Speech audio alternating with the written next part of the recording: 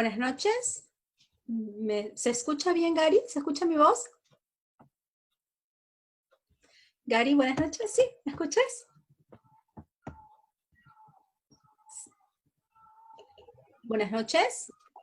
Sí, ahora sí. Buenas noches. Buenas noches, Gary. Bienvenidos a EducaTNT, Educación Transversal y Transdisciplinaria. Les saluda Caterina Vega, como siempre.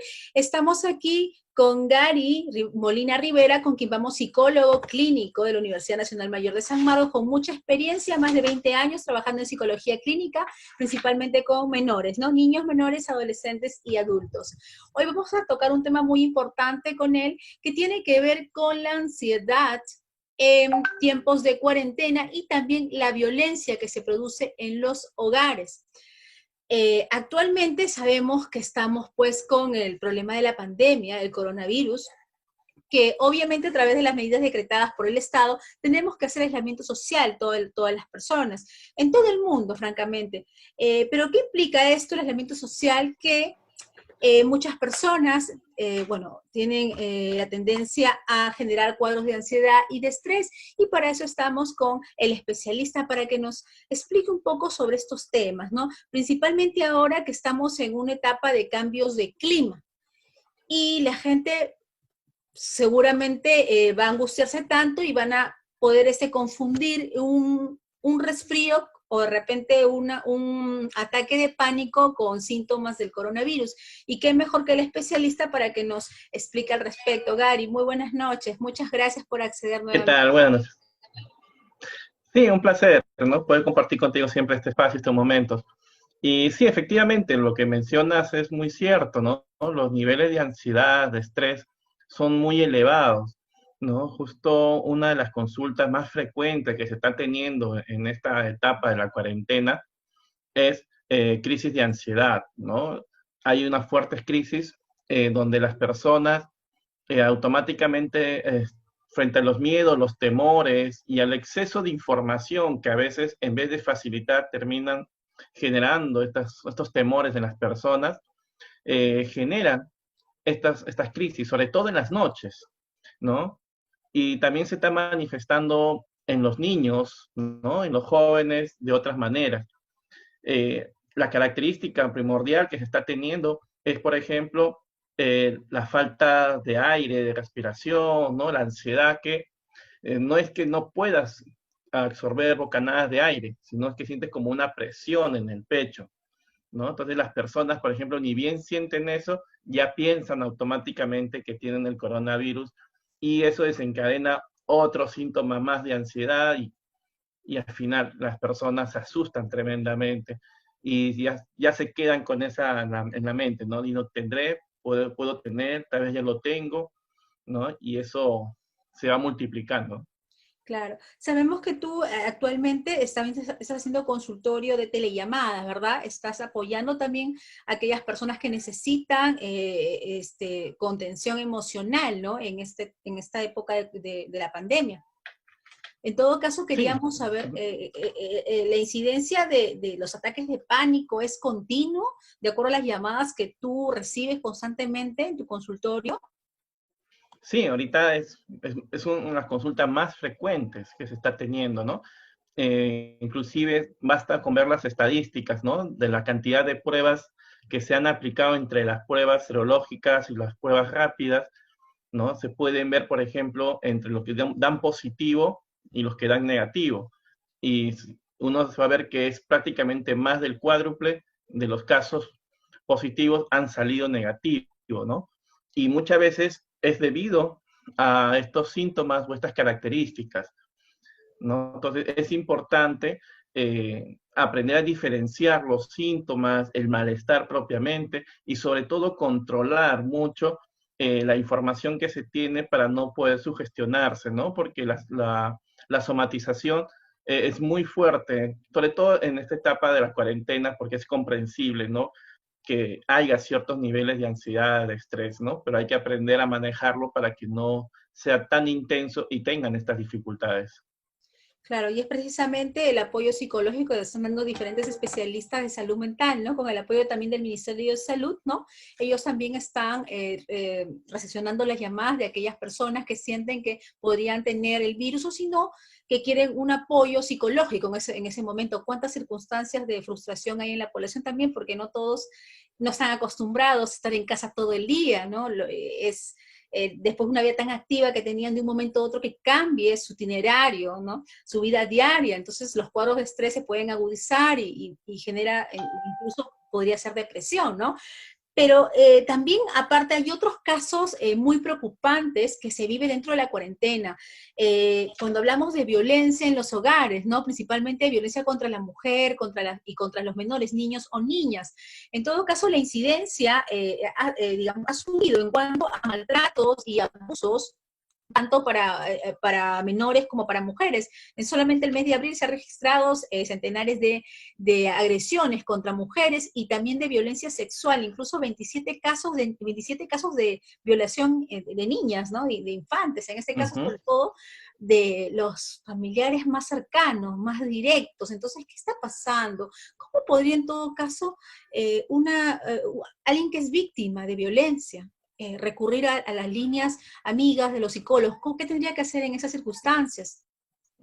Claro, lo importante es que justo a nivel de que el estrés se está incrementando en los hogares, en las personas, los fuertes niveles de estrés, las personas que tienen tendencias a ser muy impulsivas, a tener conductas agresivas, van a explotar con mayor facilidad.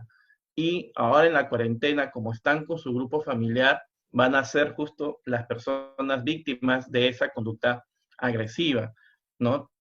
Pero también es importante identificar cuáles son las señales, porque muchas veces han normalizado ciertas conductas agresivas o violentas frente a los niños, a los jóvenes o a la pareja. Entonces, uno no es normalizar las conductas, ¿no? La agresión física, la agresión verbal, psicológica, no hay que permitirlo, ¿no? De todas maneras, siempre tiene que haber mucha comunicación. Cuando algo sientes que te lastima, cuando sientes que algo te daña, no te hace sentir bien, poder expresarlo. Si la otra persona reacciona, ¿no? Y ya comienza a agredir y a pesar que tú le has hecho que eso te molesta, te hace sentir mal, sigue, pues definitivamente tiene que haber una denuncia, ¿no? Actualmente, efectivamente, se han incrementado y eso que todavía son las cifras que son las denunciadas, porque todavía hay cifras que están invisibilizadas en poblaciones vulnerables que no tienen acceso a veces a la información, a poder hacer una llamada, a poder solicitar ayuda. Y sí, también los niños ha incrementado bastante, Sí. ¿no? Son una población bastante vulnerable y efectivamente ha habido casos también de abuso sexual en menores, ¿no? Es importante poder, como digo, identificar las señales y poder hacer las denuncias. Tenemos justo la línea 100, ¿no? Que es justamente para caso de poder en el Ministerio de la Mujer y Poblaciones Vulnerables, donde pueden hacer las denuncias. También al 113 tiene también un anexo para ver casos de violencia.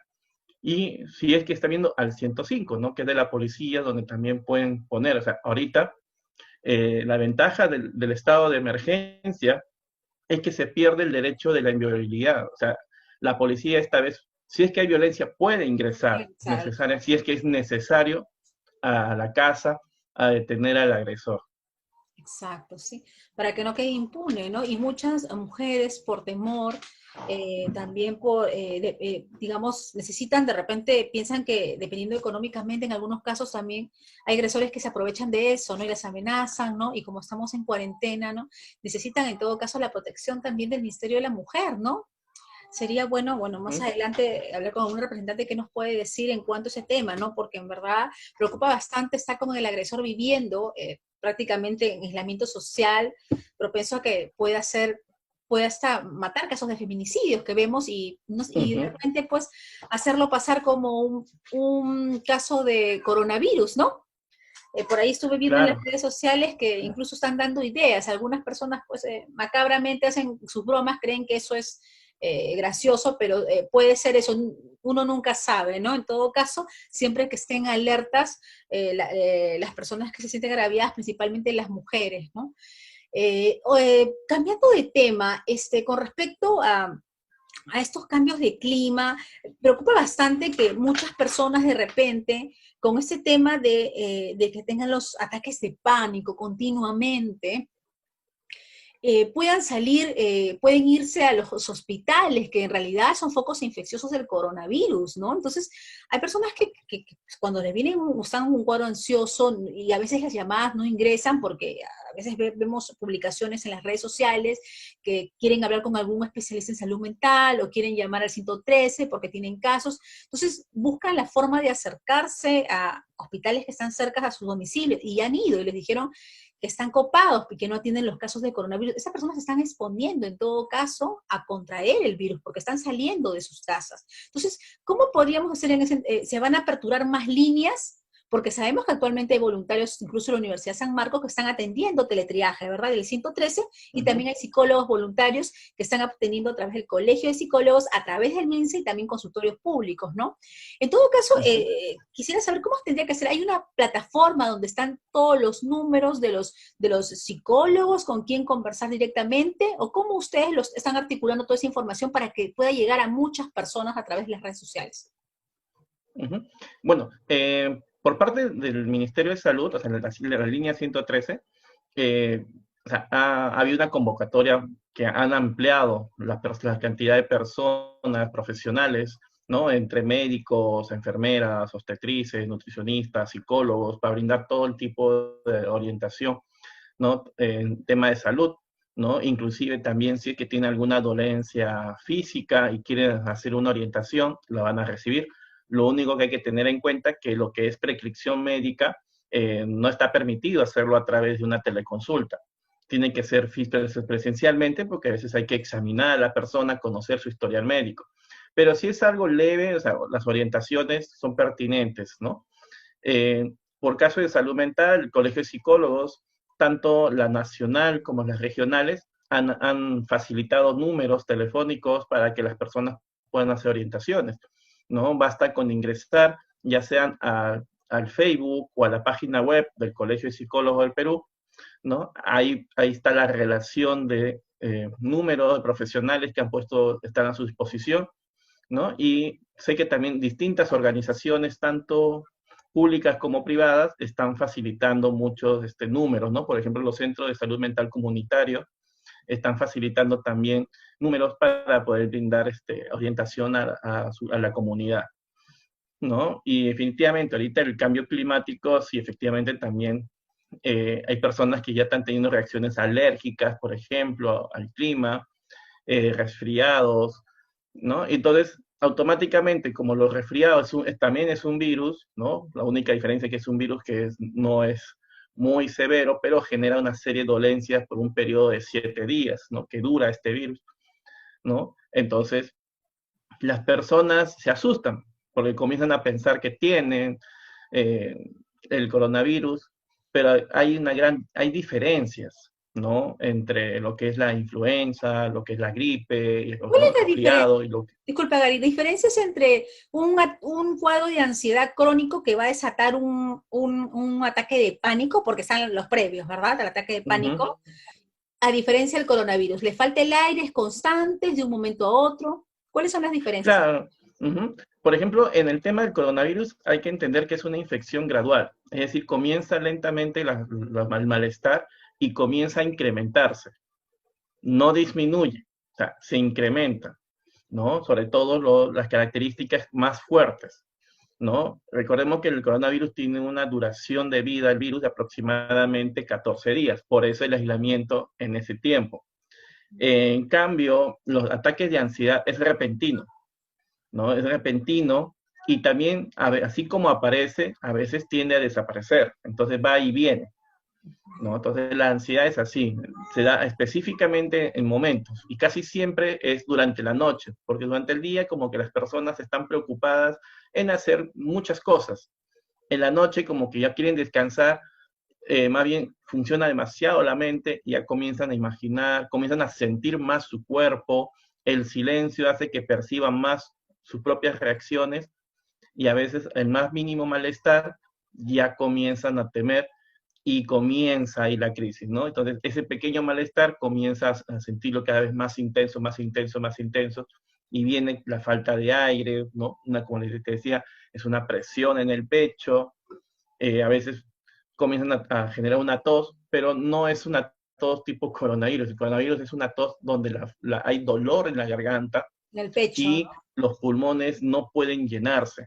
En cambio, la ansiedad es sequedad en la garganta por la misma ansiedad y producto de esa sequedad comienzan a toser o a sentir molestias en la garganta, que no es dolor, y sienten presión en el pecho, ¿no? Como que los músculos se tensan y eso te genera poder respirar. Pero tus pulmones sí están funcionando, sí están llenándose, ¿no? Porque inclusive puedes estar ansioso, falta de respiración y puedes hablar. Una persona con dificultad respiratoria como el coronavirus, más bien lo que va a suceder es que no va a poder ni siquiera hablar, porque va a sentir que el aire no puede entrar. Entonces, ahí va sintiendo pequeños detalles de las diferencias. Por eso es que las crisis de ansiedad asustan, ¿no? A las personas que no saben, no conocen. Sí. Sí, exacto. Y es bueno que ustedes los especialistas, en todo caso, lo detallen, como acabas de decirlo en este momento, ¿no? Entonces, haciendo un resumen, ya saben, lo primero, ante cualquier angustia, cualquier cuadro de ansiedad que sienten que de repente en ese momento creen que están con coronavirus.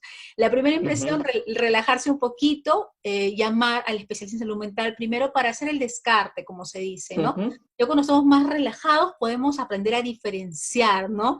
¿Es un estado de ansiedad o es una insuficiencia respiratoria? ¿No? Entonces, primero, ¿no?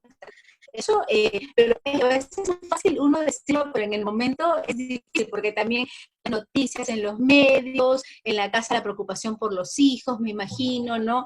El dinero que se está acabando es por lo que no Uh están -huh. trabajando, entonces la presión es muy fuerte. En todo caso, en ese momento, cuando le empiece a dar la ansiedad, antes del ataque de pánico, ¿qué es lo que recomiendas hacer? ¿Hay ejercicios, hay videos, de repente distraerse con los niños haciendo actividades de la casa? ¿Qué otra dinámica, algo que tú les puedas recomendar de repente a aquellas personas que son ya muy nerviosas?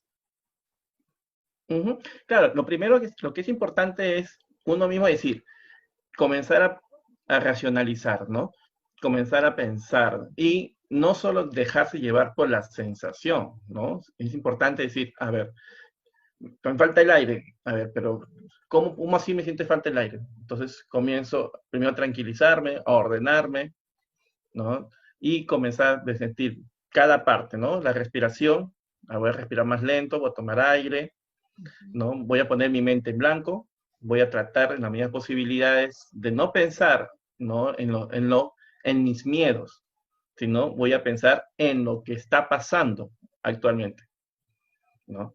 Y ahí comenzar a respirar, a sentir cada parte de su cuerpo, ¿no? En cada respiración más profunda, comenzar a tensar una parte del cuerpo y lentamente relajar, ¿no? Puede empezar por la cabeza, tensamos, relajamos los cuellos, tensamos, relajamos el rostro y tomarse el tiempo. O sea, no es algo que tiene que ser rápido, simplemente es sentarse o recostarse, tomar aire, contar hasta 3 y exhalar lentamente, ¿no? Hacer por lo menos 10 repeticiones así.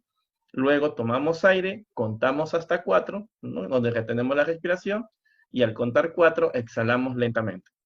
Y cada vez que tomamos aire, tensamos una parte, la cabeza, tensamos, y al exhalar, cuando estamos relajando, entonces soltamos. Y así vamos de la cabeza hasta los pies, ¿no? Entonces nos puede tomar hasta de 15 minutos, a veces hasta media hora, dependiendo de la persona, a su propio ritmo, y eso le va a permitir uno ir relajando, calmándose, ¿no? Y luego, que está más calmado, comenzar a aterrizar mis miedos, ¿no? ¿No? Es no sugestionarme con lo que me han dicho, con lo que puede ser, sino es con lo que estoy viviendo en ese momento, ¿no? Entonces, igual los temores, los miedos, las cosas de la casa, decir, ¿lo puedo resolver ahorita? No. Preocupándome, asustándome, voy a estar mejor, voy a hacer que ya mañana todo termine, no, ¿no? Entonces viene el tema de la aceptación, ¿no? Entonces tengo que aprender a aceptar las cosas y aprender las cosas que sí puedo hacer, lo que está a mi alcance desarrollar, y como bien lo mencionaste, es compartir con la familia, con mis hijos, ¿no? Entonces, eso, pero también es importante decirse uno mismo que es normal tener esos momentos, ¿no? Que es normal. No tengo por qué asustarme también si tengo estas reacciones, ¿no? Simplemente decir, bueno, tengo un rato, voy a irme a mi habitación o a un ambiente tranquilo, me relajo y después me reincorporo. No hay que asustarse, ¿no? Porque es algo propio de la coyuntura y que casi todos lo están teniendo de una u otra manera. Claro. Y soltar la emoción, ¿no? Un rato, ¿no? No está de más, si quiere llorar, que llore, si quiere gritar, que Por grite. supuesto. Ujú. Claro, la importancia de expresar tus emociones, la frustración, por ejemplo, si tiene la pareja, ¿no? O un familiar, los hijos, si uno está asustado, tiene algo que quiere desfogarse, desahogarse, bueno, lo puede hacer, no es malo. O sea, muchos creen que hay que ser fuerte, es no expresar sentimientos, ser duro, y no es así. Ser fuerte es aceptar las emociones, aprender a expresarlas, y eso también le va a permitir aprender a controlarlas. Hay que gestionar bien las emociones, ¿no? Sobre todo porque también si vivimos rodeada de niños, de menores, ellos también pueden de repente sentir esa presión, ¿no? Si los adultos no se pueden controlar y nosotros somos como que indefensos, dirán ellos, ¿no? Entonces, y en el caso Ujú. de los niños, Gary, ¿cómo manejar esa situación con los niños? Porque ellos, imagino que también se estresan porque están todo el día en casa, ya no son las actividades que realizaban antes, salir con los amigos, porque los chicos son de contacto, ¿no? Sociales, a veces Ujú. esos vínculos, ¿no? Más cercanos. Entonces, ¿cómo hacer en esas situaciones para que los chicos no se sientan frustrados y traten de comprender la situación? Porque es difícil. De repente un adolescente de 12, 13 puede entenderlo, pero un niño de 7, de 6, de 5 es bien difícil, Ujú. imposible. ¿Cómo hacer en ese caso? Claro, o sea, ujú. Sí, inclusive hay muchas mamás que a veces han llamado a hacer consultas porque se sienten impotentes, porque a veces su niño de 3, 4, 5, 6 años le dice, mamá, ¿cuándo vamos a ir al cine? Vámonos a pasear al parque, ¿cuándo vamos a salir? Y no saben qué decirle, ¿no? Exacto. Y es primero normal, o sea, si te sientes que como que se te hace un nudo en la garganta, bueno, igual, respirar. No hay que darles falsas expectativas, ¿no? Tampoco no hay que mentirles, ¿no? Hay que ser claro en la información, ¿no? Si tiene ganas de abrazar, el niño se ha abrazado, hacerlo, no está mal, ¿no? Recordemos que los niños son bien esponjitas, ¿qué quiere decir? Van a absorber todo lo que los adultos o los miembros de las familias hagan o digan, o cómo, o qué están expresando. Entonces, ellos de todas maneras están siendo afectados de una u otra manera, entonces es importante dedicarles tiempo, ¿no? Por ejemplo, ahorita están haciendo los colegios a través, a distancia. No hay que solamente dejar a los niños que hagan sus tareas o que escuchen la clase y yo me desligo. No, sino que es importante que también los padres acompañen el proceso, ¿no? Van a ser como los facilitadores. Entonces tienes que acompañar la educación. A veces los niños, hay cosas que no pueden hacer, entonces el papá o la mamá, o inclusive ambos turnándose, le permiten ayudarle a los niños a desarrollar sus actividades, ¿no? Entonces, es importante en este momento, por ejemplo, que los padres acompañen. Eso baja los niveles de ansiedad, de tensión en los niños, porque también a veces se estresan, también ya con las tareas y el no poder salir, ¿no? Entonces, también hay que buscar espacios de recreación, donde la familia tenga también espacios de juegos, ¿no? Pueden ser los juegos de mesa, pueden ser actividades que pueden inclusive crear, que pueden desarrollar dentro de casa, hacer pequeños momentos de película, pueden preparar canchitas, ver algo en familia apoyándose. También es bueno darle su espacio a los niños, ¿no? Para que hagan sus propias actividades personales, ¿no? Y ahora también usar las redes, ¿no? Por ejemplo, utilizar hay varios aplicativos que permiten hacer reuniones virtuales, ¿no? Entre 6, 4, hasta 10 personas en simultáneo. He visto que jóvenes están celebrando cumpleaños a través de las redes, donde se reúnen varios, ¿no? Claro. Entonces, usemos también la tecnología, obviamente que también dosificadamente, pero que también le permitan tener ese contacto, ¿no? Ahora el gobierno estaban viendo la posibilidad, ¿no? De que los niños puedan salir, aunque sea una horita, un tiempo en la calle, obviamente teniendo todos los cuidados necesarios para que también puedan salir, porque es importante que puedan estirarse, relajarse, tener un baño de sol, como se diría, ¿no? Que les puedan facilitar esos espacios, pero siempre teniendo los cuidados necesarios. Exacto, ¿no? Y los padres, sobre todo, ellos tienen que tener responsabilidad sobre sus hijos, ¿no?